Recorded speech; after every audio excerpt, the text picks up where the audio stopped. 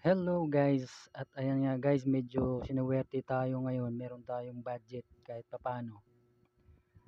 At bumili ako ng bagong belt na original, tapos meron na rin akong reserbang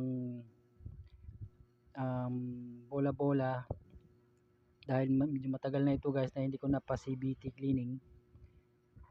6 na buwan nang nakalipas at ngayon ko lang ulit na pa CBT cleaning guys. Tapos yung belt nito, maalala ko ay although stock pa naman ito, kaya lang temporary ko munang kinabit dahil wala pa akong pambili. So mahigit 6 months na, siguro mga 8 months na rin na naikabit ito. So kailangan ng palitan at kailangan na din magpa CBT dahil medyo dragging na yung takbo ng motor. Ayan nyo, at makita nyo ay punong-puno ng alikabok si kuya. Ayan, chinek ko yung kanyang belt guys at ayan matibay pa rin naman ito guys, stock, pero alanganin na ito dahil sa malalayo ang tinatakbo ko. Dahil araw-araw guys nagbabiyahe ako, nag-deliver. At ayan, naputol ni kuya yung o-ring ng torque drive, so pinabili niya ako, buti na lang mura lang. At siyempre sinamantala ko na rin guys na pina-regroove yung bell kasi matagal na itong makinis na. So ngayon lang ulit ako nagkaroon ng pagkakataon dahil meron nga tayong konting budget, pina-regroove ko na rin.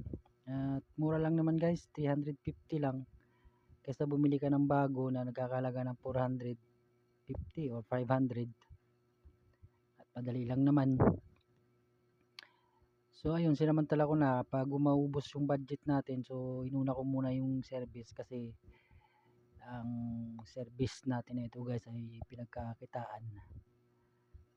Ayan, sinisipat-sipat ni kuya.